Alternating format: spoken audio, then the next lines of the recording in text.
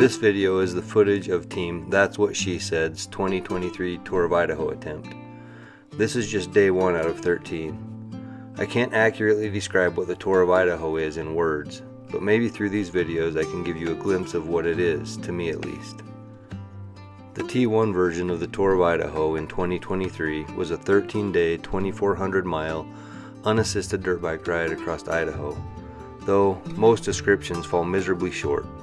I think a good description would be a 13-day self-induced dirt bike coma in some of the best country on earth.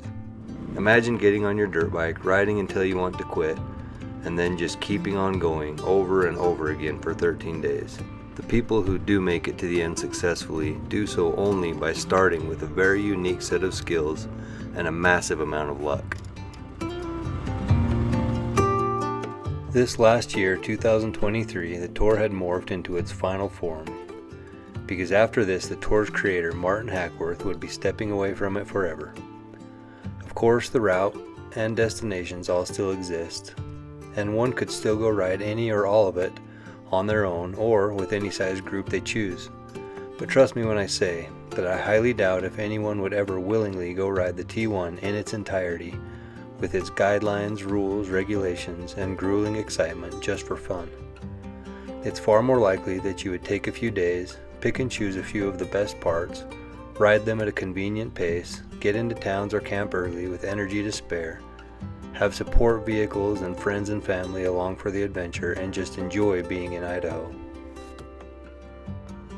So why did we do it? Twice. Well, I suppose because it was there, and we're gluttons for punishment who love riding dirt bikes. Also, then it was monitored by Martin and other tour veterans who checked in and made sure you were making the checkpoints. And if you did finish within the parameters, you were awarded a finisher number and added to a list of other T1 finishers. It is estimated that over 800 people attempted the T1 Tour of Idaho over 20 years. Only 104 finished. The Tour of Idaho began sometime around 2004-2005 as a 1,400-mile 7-day adventure. Over the years, Martin had expanded the route in distance and scope for many reasons, which are, of course, his to explain, but some of which I believe are: 1. An attempt to maintain the difficulty of the original navigation, which Martin did primarily with paper maps, verbal descriptions, and compass headings. My new age GPS-centered mind can scarcely imagine navigating the entire Tour of Idaho route based solely off of maps, though having a team with some understanding of those tools did come in handy, largely because some of the expanded sections of the tour were called special navigation sections. In these sections of the tour, teams are only given written directions and compass headings such as this.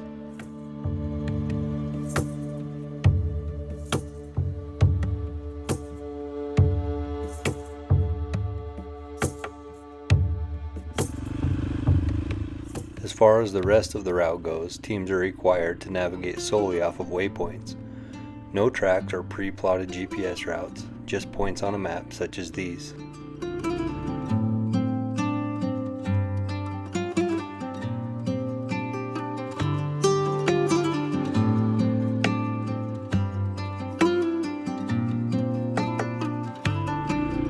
Team sizes can either be soloists, 2-man teams, or 3-man teams.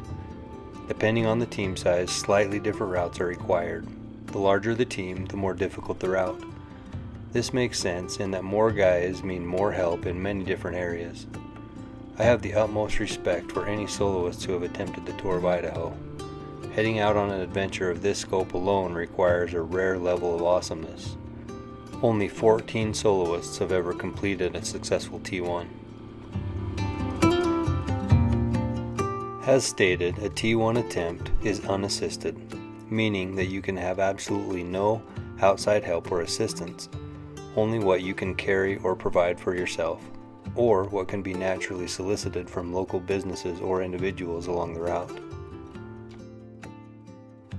The Tour of Idaho starts on the southern border of Idaho with Utah and goes north-ish through the state, ending near the northern border with Canada. If one didn't know better, that could sound like a fairly straightforward dirt bike ride through Idaho in a basically northward heading. It is not that. The T1 is comprised mostly of small dirt roads and single track trails with the occasional connector route along gravel backcountry roads. And sometimes, though extremely rare, there's even some highway and paved road riding. For the most part, you are out in the middle of nowhere, riding some of the most spectacular country God ever created, zigzagging and looping back and forth across the beautiful state of Idaho, and stopping in some of the best little towns, cabins, and outposts that the state has to offer. As a three-man team on the tour, we would cover just over 2,400 miles in 13 long and grueling days.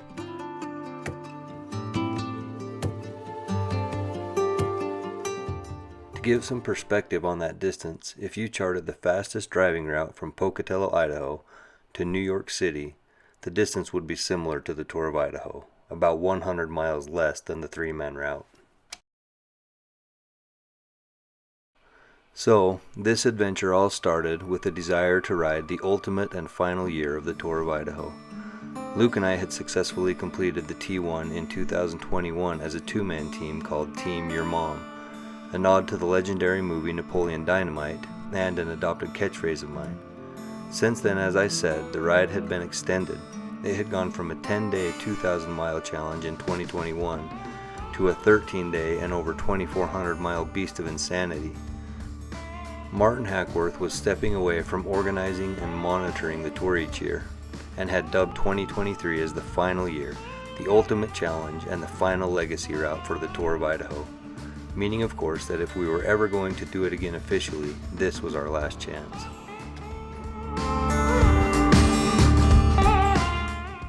With the extension of mileage, new trails, additional days, and other challenges, I personally just didn't feel like I had completed the ultimate version of the tour.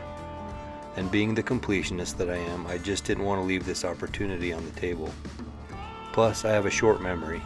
I had once swore I'd never ride the T1 again, but here I was with a burning desire to do so. Once I convinced Luke that he also had a burning desire to team up once more, which was actually really easy, we set out to ride it again. With Luke and I having already obtained jersey numbers, it made more sense to have someone who hadn't completed the tour to go along as part of a new three-man team. We knew that finishing a T1 required an extremely high level of dedication and accountability. When you start getting brain fog from the pain and physical and mental exhaustion of it all, you want to quit. Having a third team member who could shoot for an official finisher number and who was dedicated to finishing at all costs would be crucial to a successful ride.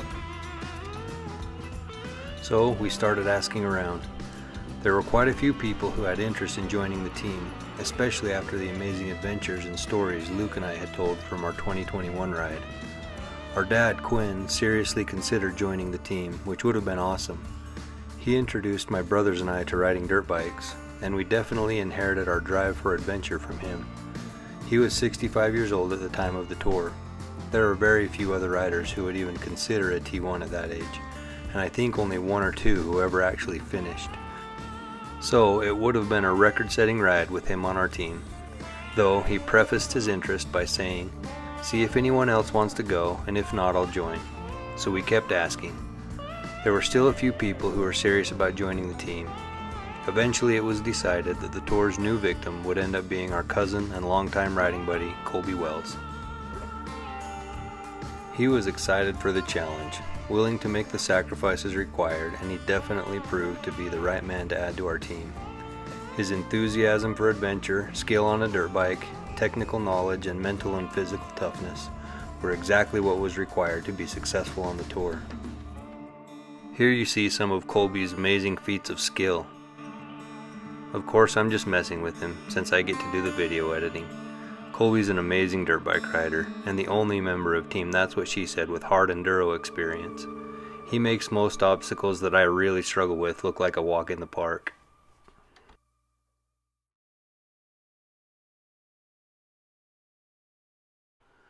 With the dream team assembled, we started preparing by deciding on which bikes to take, breaking them down, and modifying them for tour worthiness. This process was no small feat.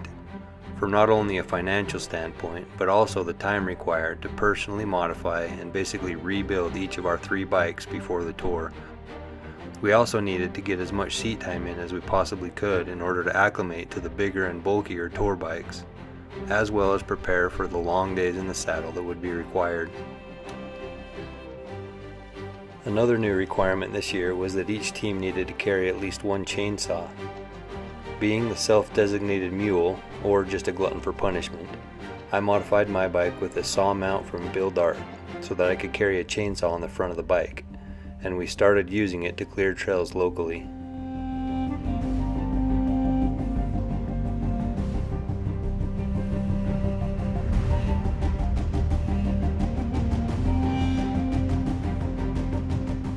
Luke, who's also known as the human GPS, began the navigation prep work.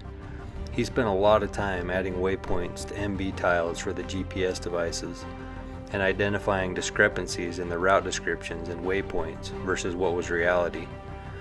I would actually bet that Luke could navigate 90% of the Tour of Idaho from memory, which is mind-blowing to us mere mortals such as myself.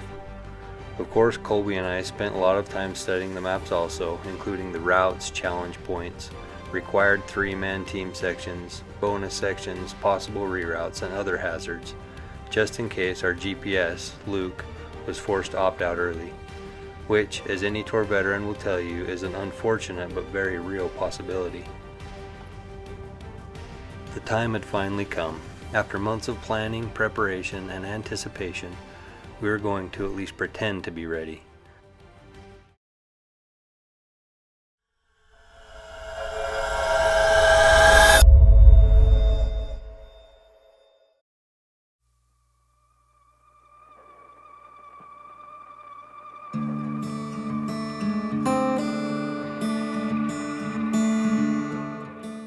The ladies were prepped and loaded, and Team That's What She Said was set to embark on the 2023 Ultimate Tour of Idaho.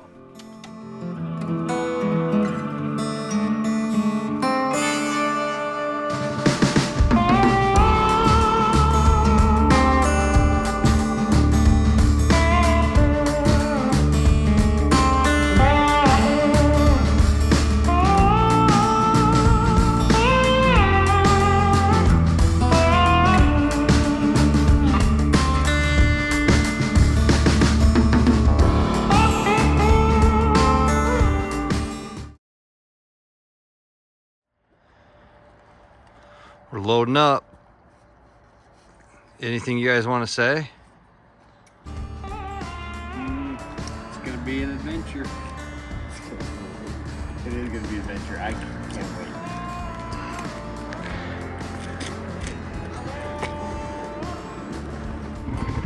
wait. We had decided on a 3 a.m. start, hoping that nothing major would hold us up and that we could get to Pocatello well before midnight. One qualifying rule of day 1 is that teams needed to make it to the flagpole or final challenge point by midnight of the day they begin. If unsuccessful, the result would be an automatic disqualification of the T1 ride.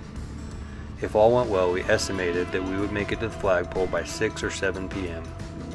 But this year the day 1 mileage had been extended, and even more so for 3-man teams. This would already be arguably the hardest day of the tour, and having barely made it in 2021, mostly due to bad weather and bike issues, Luke and I were concerned about the extra mileage. The first section of day 1 takes you from I-15 near Malad on a series of trails that leads back south to the actual Utah-Idaho border. This is the official start of the Tour of Idaho and our first challenge point.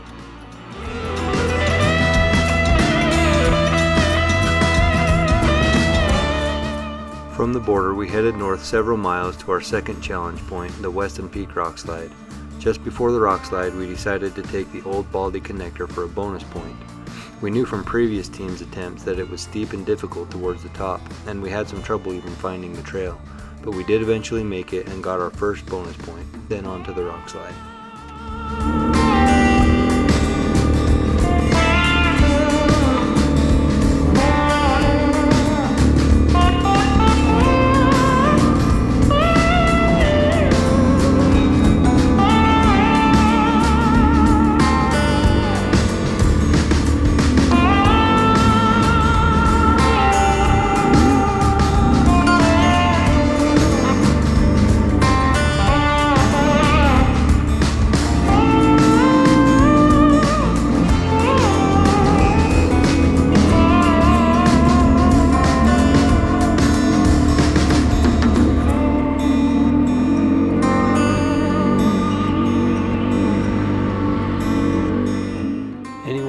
filmed with a GoPro camera or the like knows that what is on the camera and what is reality are very different, especially when it comes to the steepness of the terrain. This section, for example, is quite an uphill climb. One way I determine this when watching dirt bike videos is by listening to the engine. If there's a lot of throttle and the going seems labored, it's a pretty good indication that it's a steep uphill climb. If there's no throttle and the trees seem to be leaning towards the rider, it's probably a steep downhill section.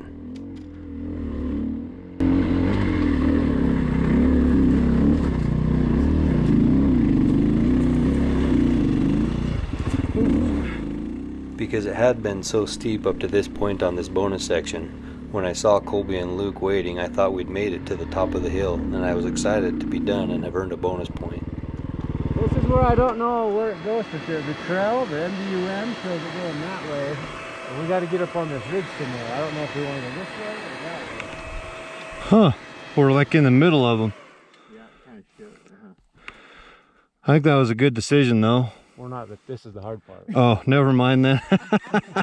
I was thinking the same thing. Oh, man. Let me ride right over here and just see what it looks like.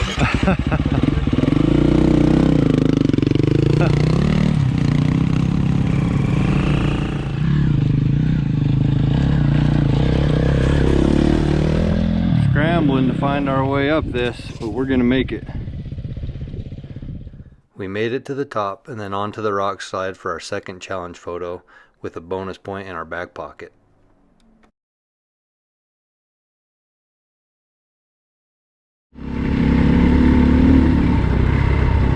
Luke's just saw a mountain lion that I missed. Darn it. He said it was crouched right up here on the side of the road or side of the trail, and then went off that side.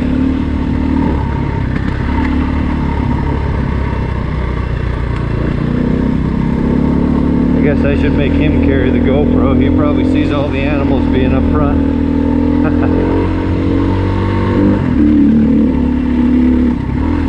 Or I could be up front, but then we'd get lost. From the rock slide, we continued north and chose to do the Weston Peak bonus loop. This would give us a second extra point in case we ended up short later in the tour. Our next challenge point was one of the most iconic points in the tour, Oxford Peak.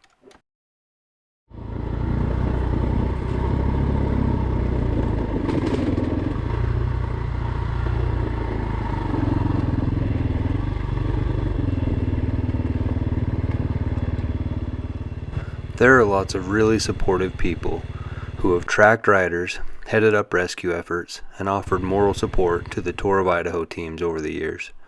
Many of them are tour vets. We think this sign was posted here by Brent Asper, who holds jersey number 69 as a T1 finisher. Thanks to Brent and to so many others who have been such a huge part of the tour's success over the years.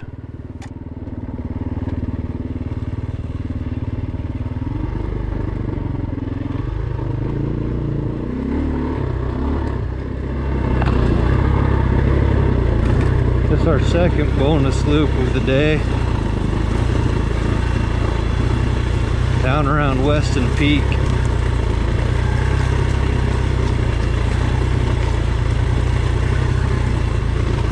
Yeah, it's a good one. Luke said it's a fun trail. We had installed communication devices in our helmets, which is why sometimes it may appear that I'm talking to myself. While me talking to myself is very common, I'm probably just talking to Luke and Colby.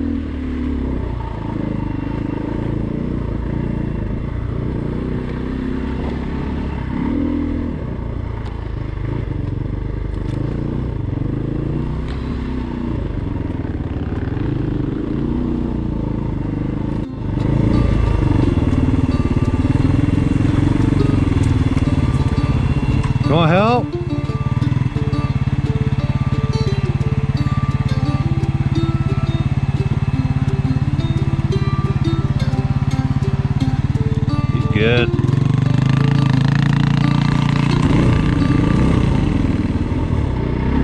We got 2 bonus points.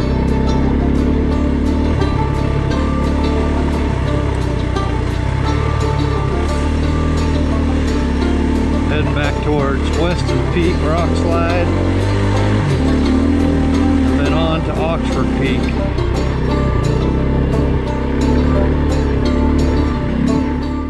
Some may wonder what the point system is or why we need bonus points. The Tour of Idaho's creator, Martin Hackworth, implemented a point system to verify successful T1 rides. A certain amount of points are required, depending on the size of your team, to successfully complete a T1. Challenge points are points of interest or locations where teams are required to stop and take a photo and then post it to the Tour of Idaho Facebook page. These checkpoints also help those who are tracking the teams to know that all is well out on the trail, and shows evidence that the teams are making their checkpoints intact. If there's a delay or a reason to believe that a team is hurt or lost, which does happen, then rescue efforts can begin. Bonus loops and challenge sections are more difficult sections that teams can choose to attempt in order to get bonus points. So why do we need bonus points? Very often teams are required to reroute due to wildfires or other unforeseen reasons. If a team has bonus points, then missing these sections of trail due to reroutes can be made up for with those points. So did you guys go right where all the pink, that's what you said is where the pink flags are, go right.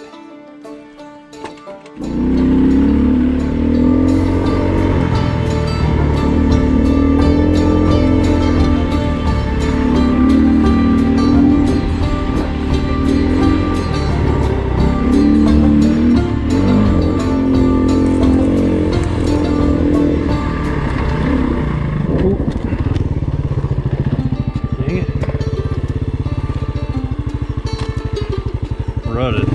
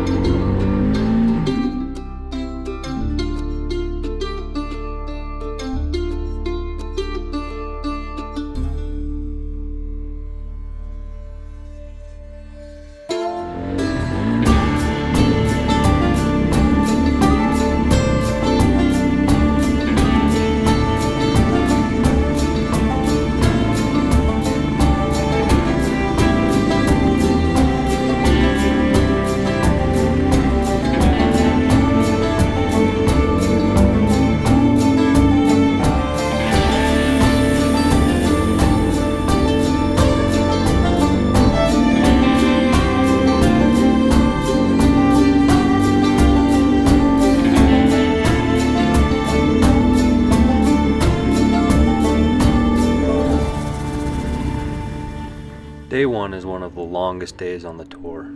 It's a proving day, designed to be quite difficult in order to weed out those who might get themselves into trouble later in the tour. It's better to know early on that a T1 might be too much, and then teams can go to a T2, which is basically just doing your own thing without the pressures of completing a T1 under the regulations.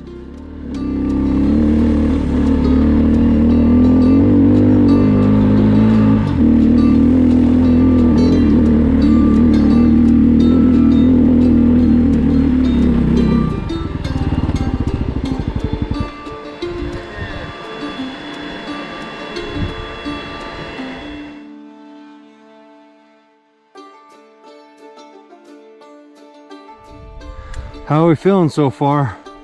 Pretty good. It's a great day to be riding. It is way better than working. Any advice for your posterity?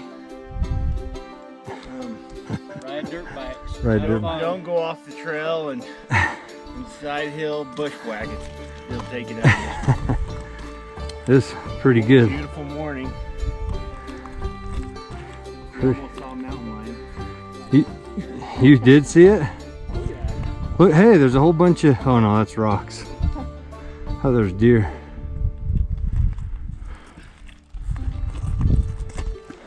All right.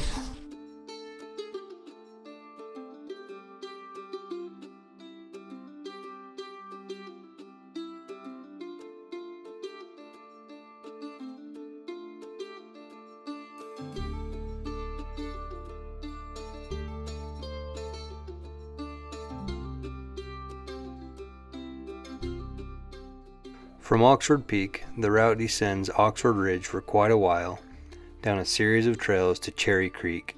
From there we headed west down to the valley floor. We crossed the valley north of Malad and then worked our way back north towards Kent's Canyon. From here, 2 and 3 member teams had different routes. As a 3-member team, we were required to head up Kent's Canyon and Elkhorn Peak for a challenge point.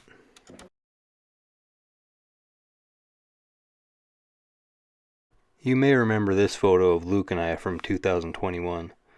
Kent's Canyon and I do not have a good relationship.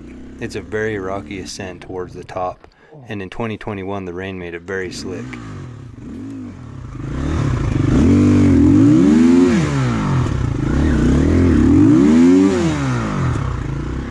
But this year was dry and the conditions were good, so as we descended off of Oxford Peak, we were all hopeful that we could get to the top without incident.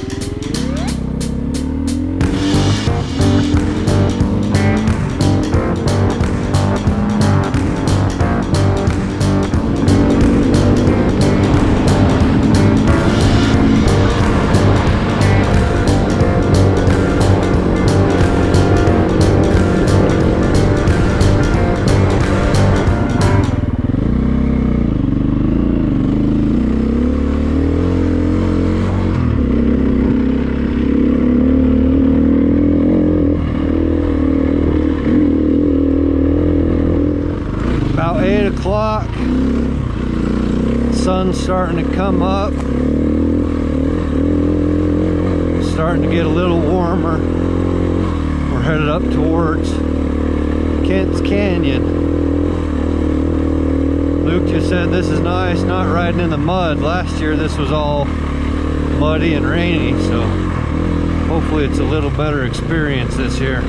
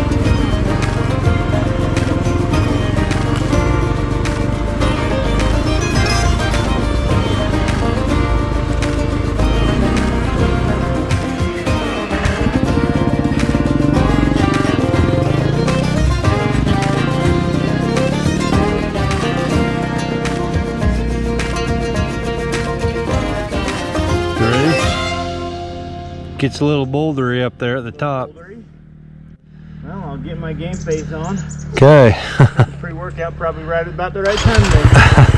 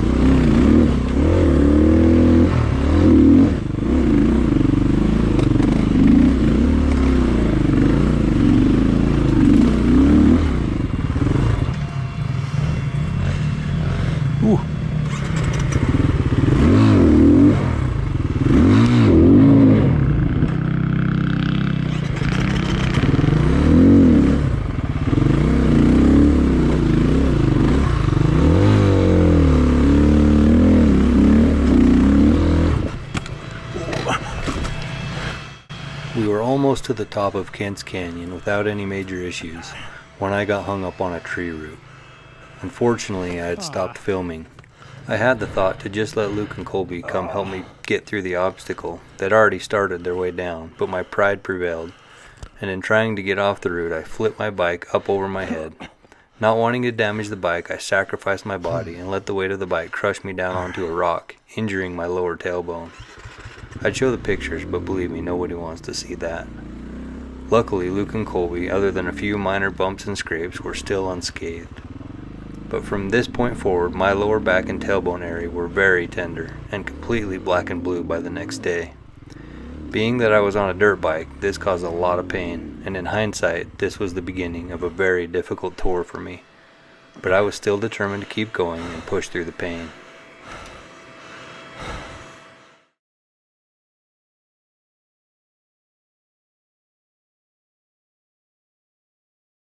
From Kent's Canyon, we would loop down to the foothills and back up just to the north, where we would get challenge point number 5, Elkhorn Crest. Well, we made it, Colby.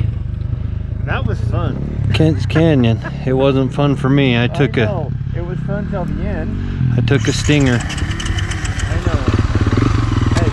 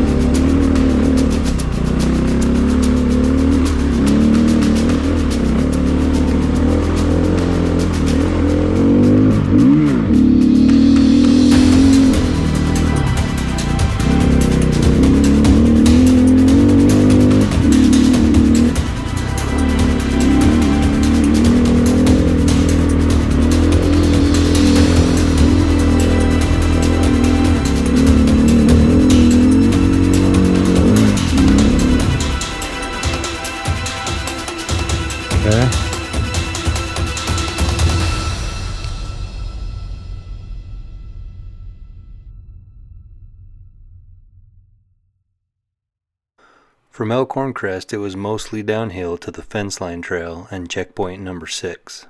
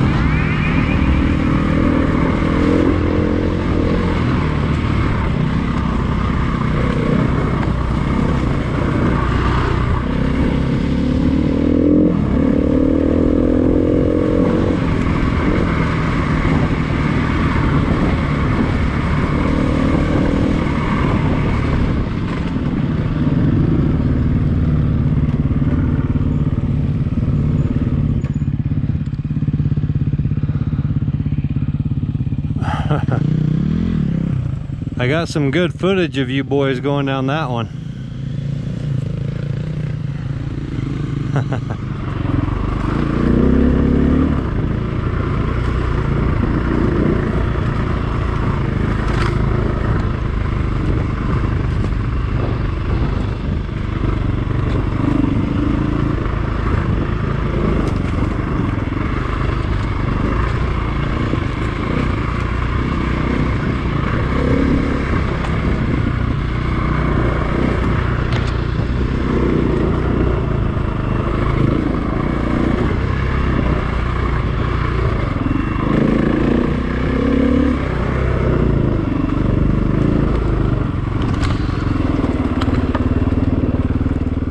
Coming up here, nailed to a tree, is a skull that Michael Knight of Ride with the Knights deemed to be lucky. And since he successfully completed a T1 as finisher number 70 and is basically just awesome, we made sure to touch the skull for luck. Michael Knight, good luck to rub that skull.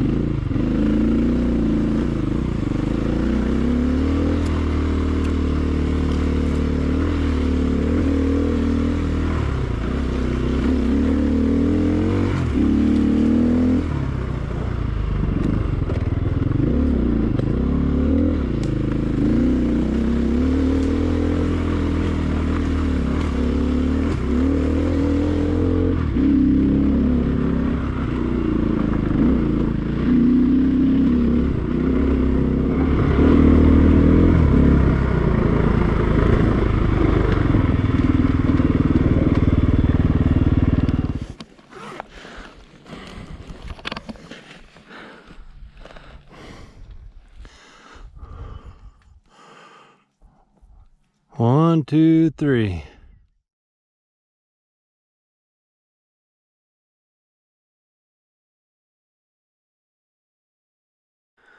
We continued along the fence line trail, and then as a 3-man team, we were required to loop back and cross over Elkhorn Crest again before heading down into the little town of Downey, where we would stop for some much needed lunch.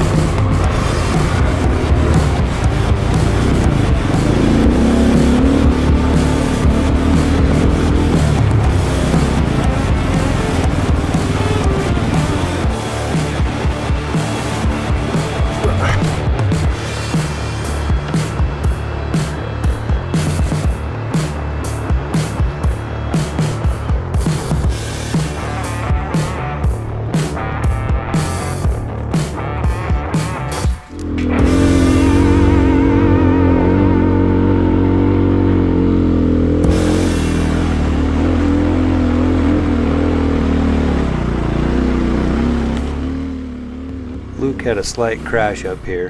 His bike looped around and broke a turn signal and bent his handlebars slightly, but nothing that couldn't be pushed back into place.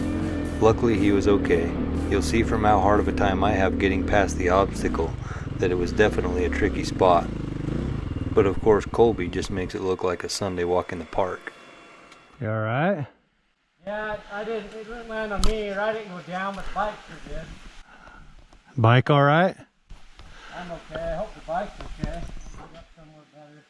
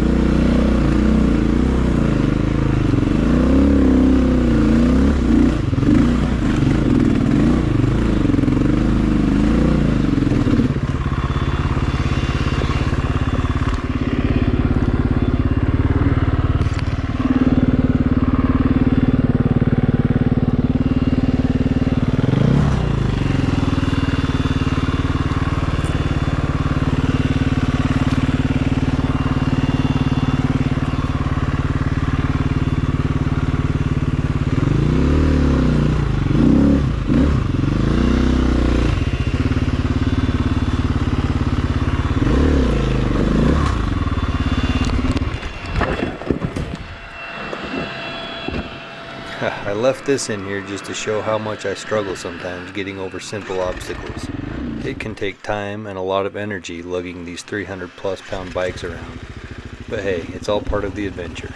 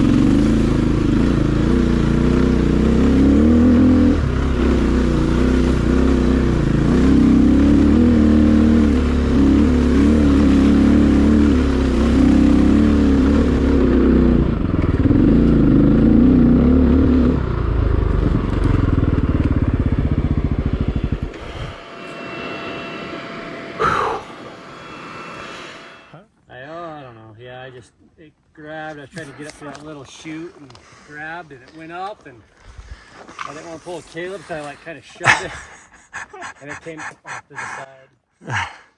Hey, if I hadn't sacrificed my body, we'd probably be back there fixing my bike. Really? Yeah. Lucky mine's not worse. It would have came down hard. That's what she said. I'm good. I'm good.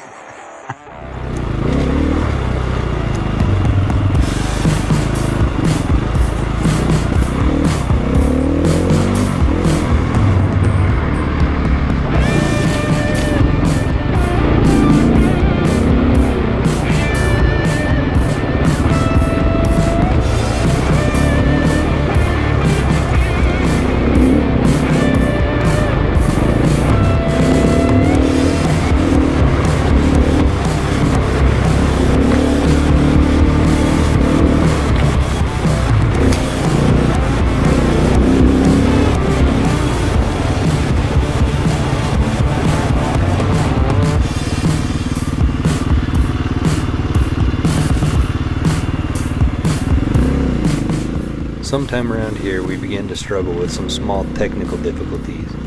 Between my GoPro batteries acting up, which wasn't tour ending but still frustrating, and Colby's radio not working, we were definitely ready for a lunch stop to regroup. We decided to stop at Downata Hot Springs, a little pool and hot spring stop just outside of Downey, where they have a great little grill and burger place next to the pool. Hold on.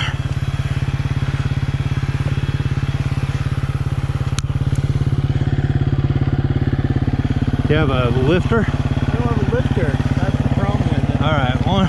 Going your way.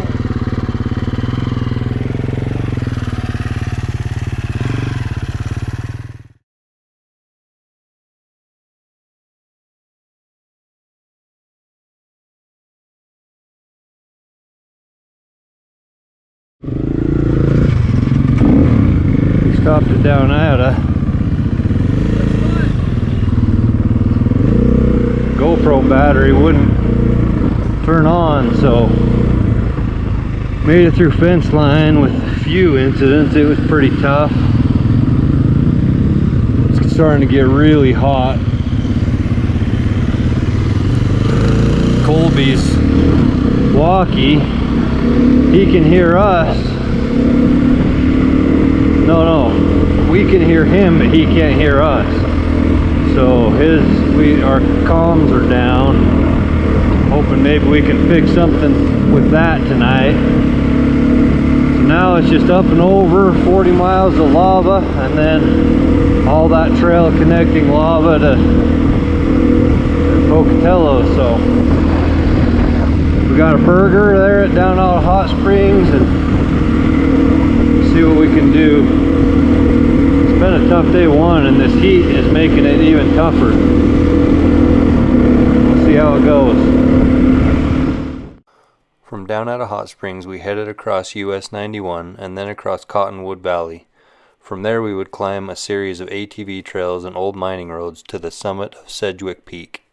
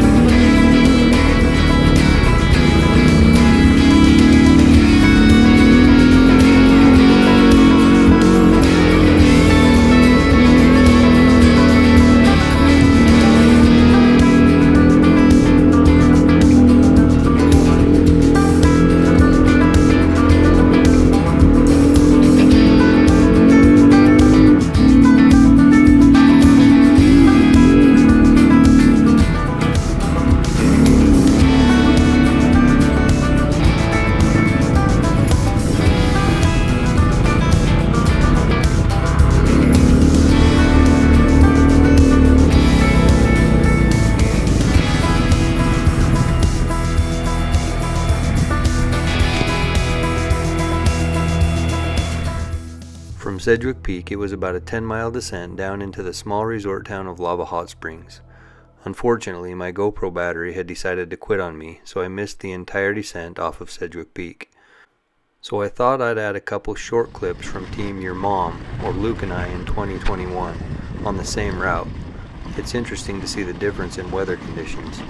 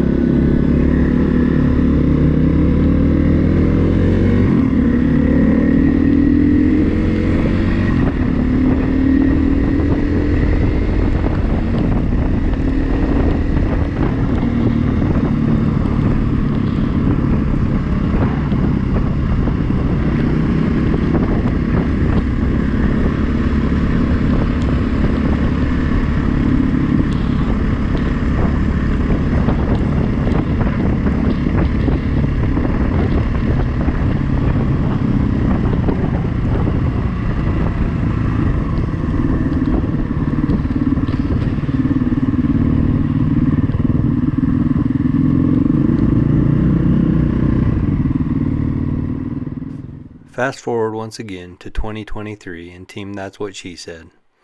Lava Hot Springs is a really cool little community and a great place to stop for food, but since we'd already eaten lunch in Downata, we were just planning to make a quick gas stop to prepare us for the final stretch of day one.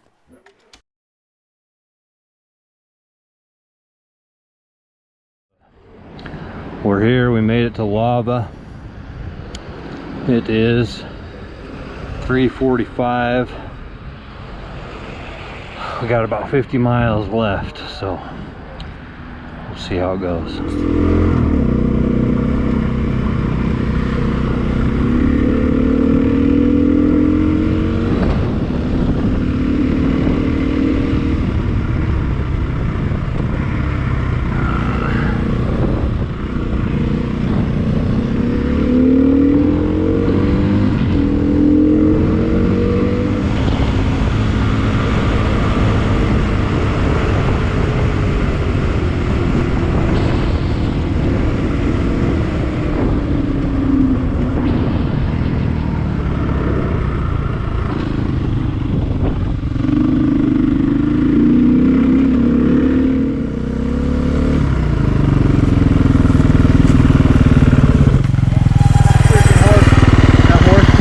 To me, and I was like walking the bike, right? I didn't shut it off, but I was just like idling past it on the side, and it like stuck its nose down here, and I went past it and it hit its nose on my handlebars, and so it started jumping around, and I'm like, oh my gosh.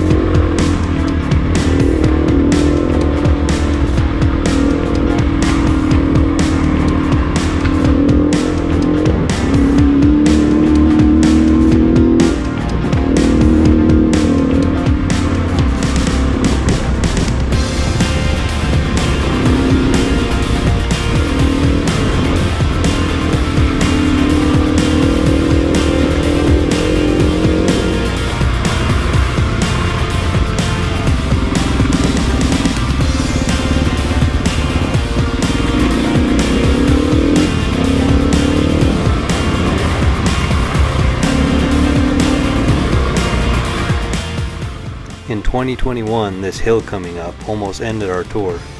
It became so slippery due to the rain that it took me 3 tries and then Luke helping me pull my bike the last 100 yards to make it to the top. I thought it would be fun to show the side-by-side footage of that year and my first attempt versus this year in our 2023 ride. It's amazing the difference rain makes and how difficult the riding becomes. Unfortunately, we would end up relearning that later in this tour. It's virtually impossible to find a 13-day window in the fall in Idaho with perfect weather conditions, so I guess it's all part of the fun. Anyways, enjoy this side-by-side footage.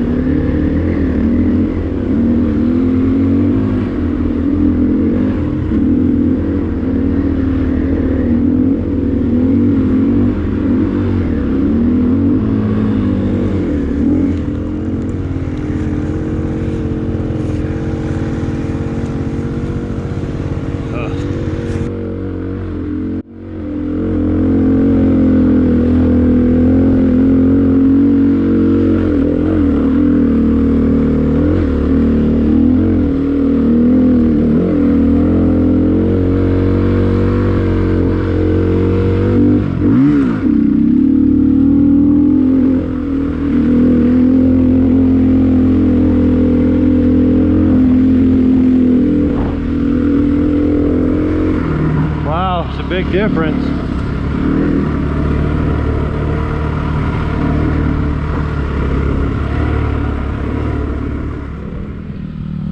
You numb?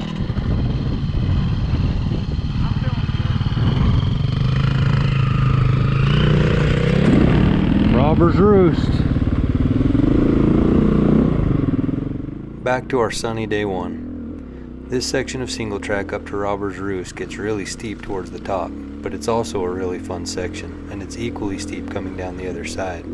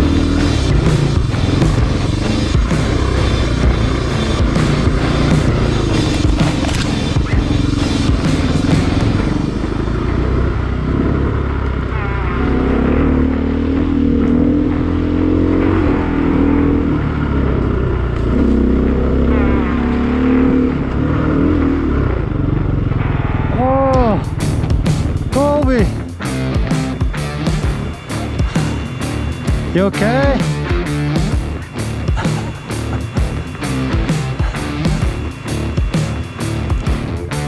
You hurt?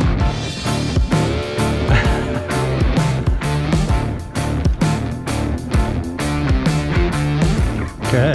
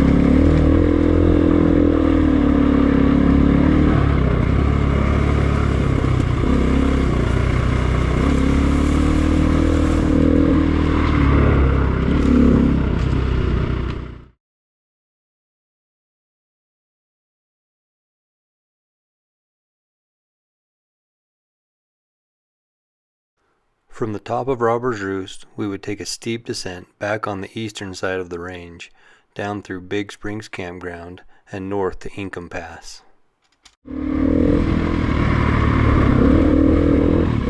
Heading down off Robber's Roost. Going up was quite a challenge. I think going down is pretty steep too.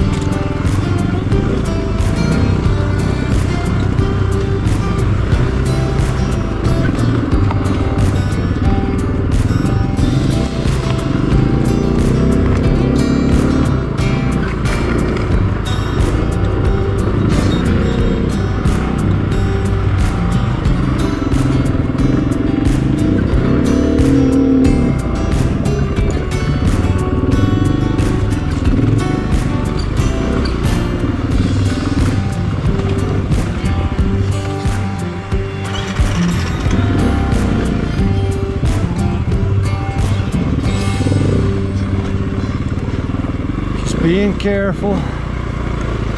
Really don't want to end up down that hill right now. Forever, but especially right now.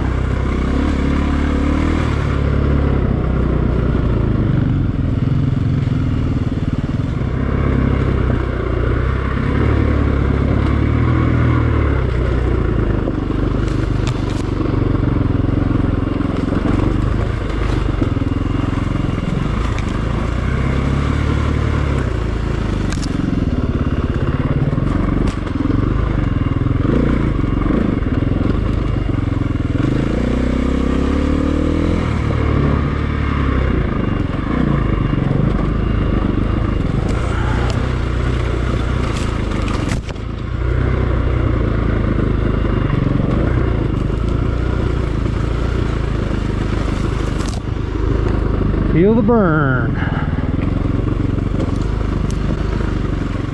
When riding downhill, we're usually standing up on our pegs. Your quad muscles really start feeling worn out after prolonged stretches, especially when you've been riding for almost 15 hours.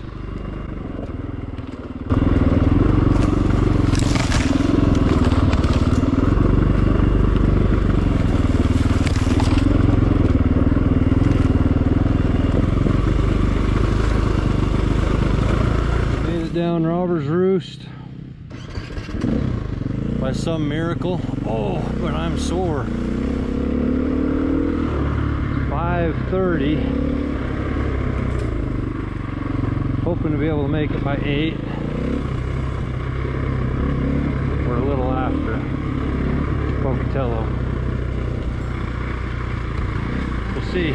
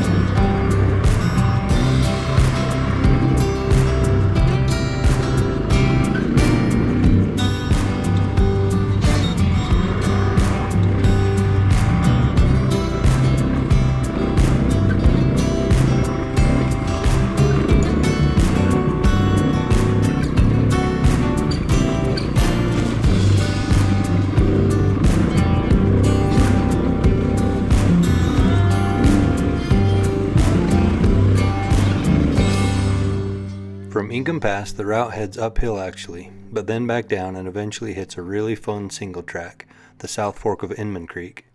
If we could get through that, it would just be a few connecting dirt roads into the small town of Ingham.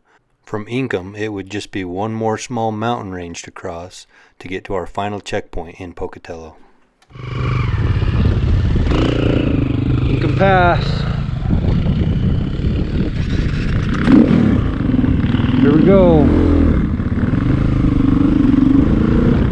Guess what? More rock hills to climb. Why not?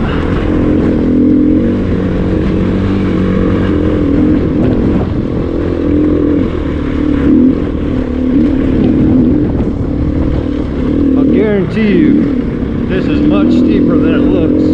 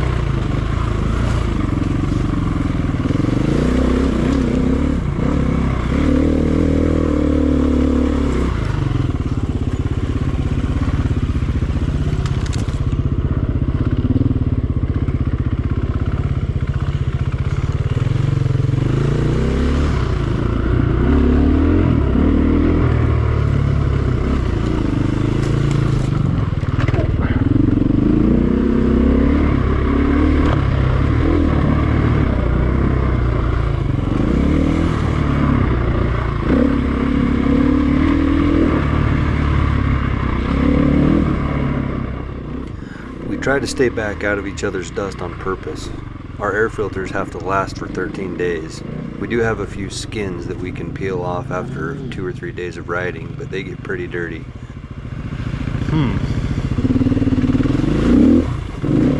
Oh. He just made that look harder than it was.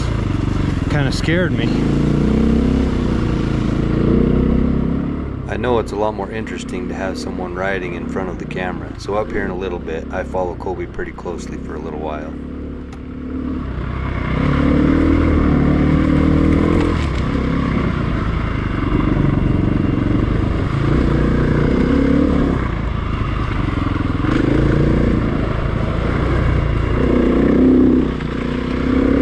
See if I can keep up with him a little bit here.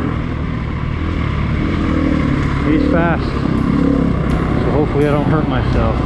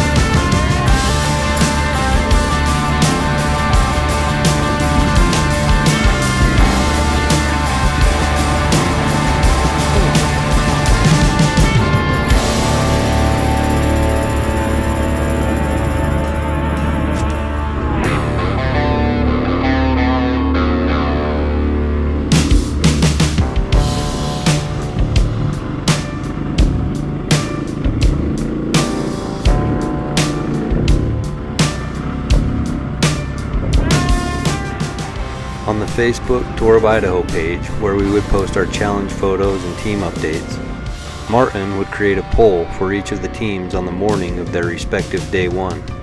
The poll was a fun way to see who thought each team would make it to the flagpole either before 8 o'clock p.m., after 8 o'clock, or exactly at 8.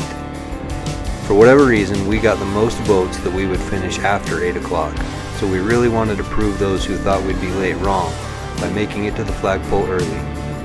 At this point, it looked like we were going to make it with about 30 minutes to spare.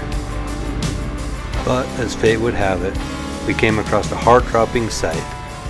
A tree had fallen blocking the whole trail, so we did the only thing we could do and we set to work clearing the logs.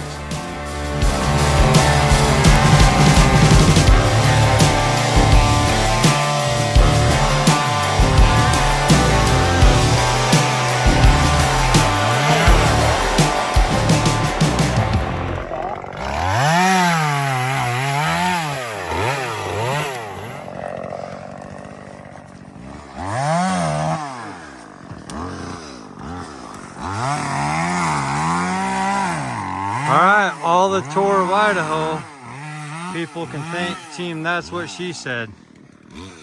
Wuss. Twas. Mostly Luke, the freaking Energizer Bunny, man. Look at him.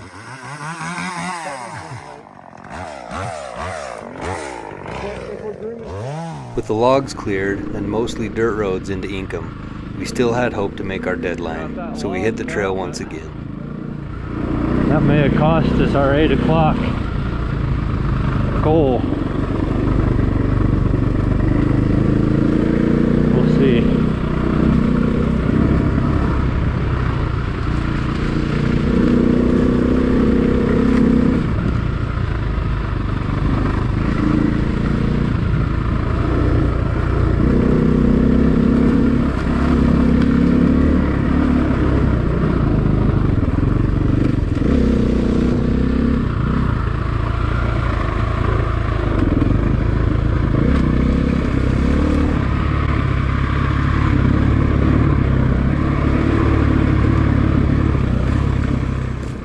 Unfortunately, I was starting to feel pretty lightheaded. I even almost blacked out once or twice, forcing me to stop momentarily and refocus. It was likely due to the amount of pain I was in from my earlier crash, or fatigue, or probably a combination of both. So we decided to stop just for a bit and eat and drink something so that I wouldn't pass out when we were so close to completing day one.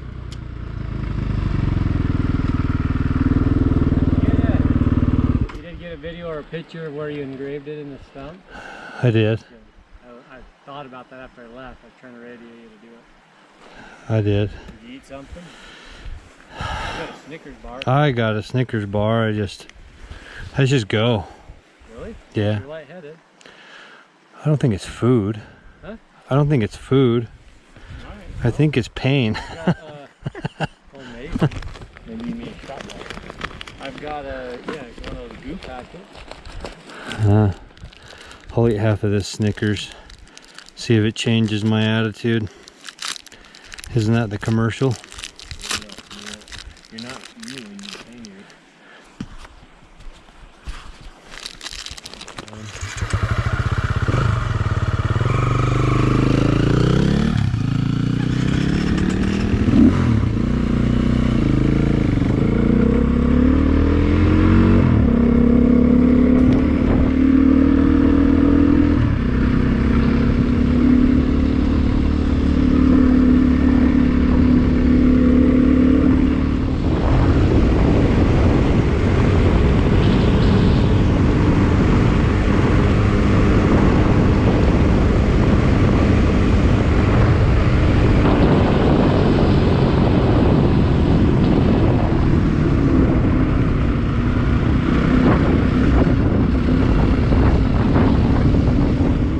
My GoPro battery died once again as we were heading into Inkom, and not wanting to stop to change it, we just burned straight through. From Inkom we had one last final stretch to go. We would take US 30 about 5 miles and then head up Black Rock Canyon and eventually to Chinese Peak. Once we summited Chinese Peak, it was just a short stretch of winding gravel roads down into Pocatello and to the flagpole for our final challenge point of day one.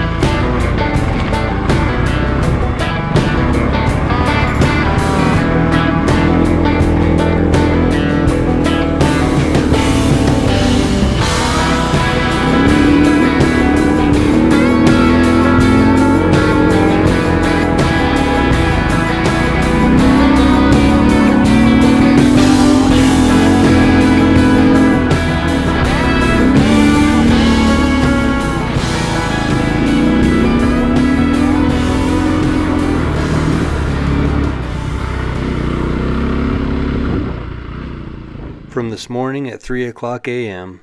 to watching the sunrise on Oxford Peak and everything in between, until now seeing the sun setting in the west over Pocatello, I think I speak for all three of us when I say we were very ready to be done riding for day one.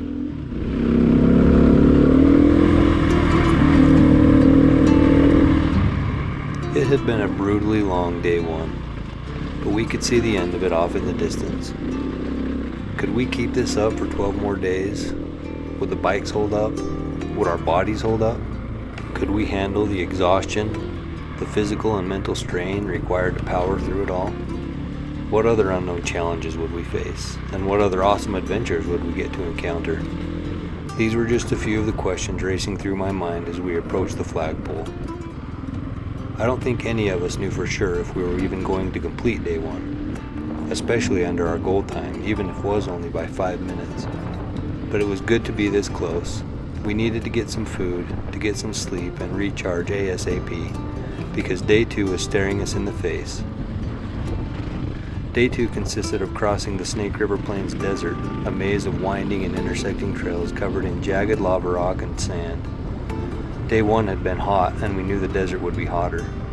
The desert was also our first special navigation section, which we had to navigate based on compass headings, distances, and landmarks, which would be emailed to us from Martin this evening.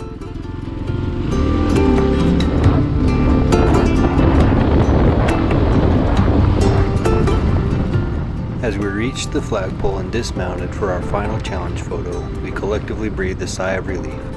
We were excited to have completed one of the toughest days of the tour, and it alone to me had been worth the price of admission, but we were determined to make it to the end, and we were excited for the adventures to come. 7:55, 5 minutes under, 8 o'clock. We're there. Good job, boys. Made it. What a ride. I'm dead. Holy crap. Day 1. Was it harder or easier than you thought it was going to be, Colby?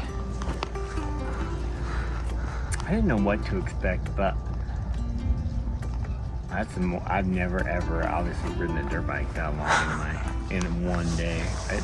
And so it was probably harder it was longer than I expected. Yeah. And some of the trails were tricky too. Yeah.